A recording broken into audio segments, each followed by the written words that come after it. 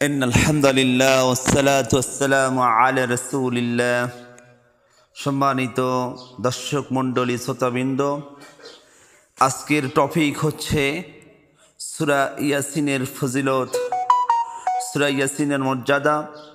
সম্মানিত দর্শক মণ্ডলী, শ্রোতাবৃন্দ, আসুন আমরা সূরা ইয়াসিনের ফজিলত এবং কিছু বর্ণনা বিবরণ আমরা শ্রবণ করব। আল্লাহ তাআলা সকলকে আমল করার তৌফিক দান করুন। সবাই বলি আল্লাহুম্মা আমিন। সূরা ইয়াসিন হচ্ছে পবিত্র কোরআনুল কারীমের দিল বা অন্তর, যাকে হার্ট বলা হয়। হযরত আতা ইবনে আবি রবা রাদিয়াল্লাহু আনহু বলেন, আমার নিকট নবী করিম সাল্লাল্লাহু আলাইহি ওয়াসাল্লাম এর বাণী পৌঁছেছে যে ব্যক্তি দিনের প্রথম ভাগে সূরা ইয়াসিন পাঠ করবে তার যাবতীয় প্রয়োজন মিটিয়ে দেওয়া হবে। সুবহানাল্লাহি ওয়া বিহামদিহি সুবহানাল্লাহিল আলিয়্যিল আযীম। দলিল সূত্র দারিমি শরীফ, মেশকাত শরীফ, প্রথম খণ্ড 189 নম্বর হাদিস। সুতরাং আমাদেরকে আল্লাহ তাআলার রেজামন্দি এবং রাহমাত প্রত্যেক কাজে আল্লাহ তাআলার সাহায্য পাওয়ার জন্য অবশ্যই সূরা ইয়াসিন পাঠ করতে হবে।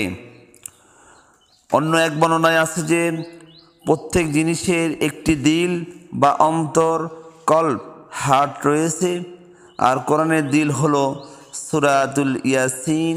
যে ব্যক্তি সূরা ইয়াসিন পড়বে আল্লাহ তাআলা তাকে 10 খতম কোরআন শরীফ তেলাওয়াতের সওয়াব প্রদান করবেন। সবাই পড়ি সুবহানাল্লাহ, আলহামদুলিল্লাহ, ওয়ালিল্লাহিল হামদ। দলিল সূত্র তিরমিজি শরীফ, মেশকাত শরীফ, প্রথম খণ্ড 187 নম্বর হাদিস। অন্য এক বর্ণনায় আছে আল্লাহ তাআলা সূরা ইয়াসিন ও তোহাকে জমিন ও আসমান সৃষ্টি করার 1000 বছর পূর্বে পাঠ করেছিলেন। সুবহানাল্লাহি ওয়া বিহামদিহি সুবহানাল্লাহিল আলিয়্যিল আযীম।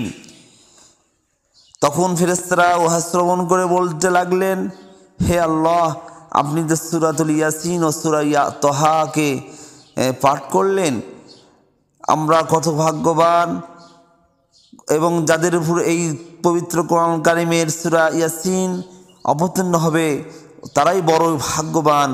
ওই উম্মত, ওই দল যাদের উপর এই কোরআন অবতীর্ণ হবে এবং ওই অন্তর কতই না সুখী খুশহাল যে উহাকে মুখস্থ করবে, কতই না তৃপ্তি আনন্দ লাভ করবে যে ওই জিহবা যে উহাকে তেলাওয়াত করবে। দলিল পবিত্র হাদিস দারিমি শরীফ, মেশকাত শরীফ, প্রথম খণ্ড 187 নম্বর হাদিস।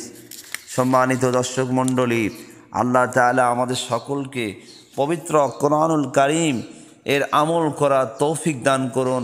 প্রত্যেকের জীবন, বাস্তব জীবন, আমলের জীবন কোরআন ও হাদিস মতে বাস্তবায়ন করার তৌফিক দান করুন। সবাই বলি আল্লাহুম্মা আমিন। সবাই চ্যানেলটি সাবস্ক্রাইব করে পাশে থাকা বেল আইকনে অল ক্লিক করুন। আপনাদের সুন্দর মতামত জানানোর জন্য অবশ্যই কমেন্ট করুন, লাইক দিন, আপনার বন্ধুবান্ধব মহলে শেয়ার করুন। সবাইকে ধন্যবাদ জানিয়ে সুস্থতা কামনা করে সালাত কায়েম করা আহ্বান জানিয়ে এখানেই শেষ করছি। ওমা আলাইনা ইল্লাল বালাগ। আসসালামু আলাইকুম ওয়া রাহমাতুল্লাহ।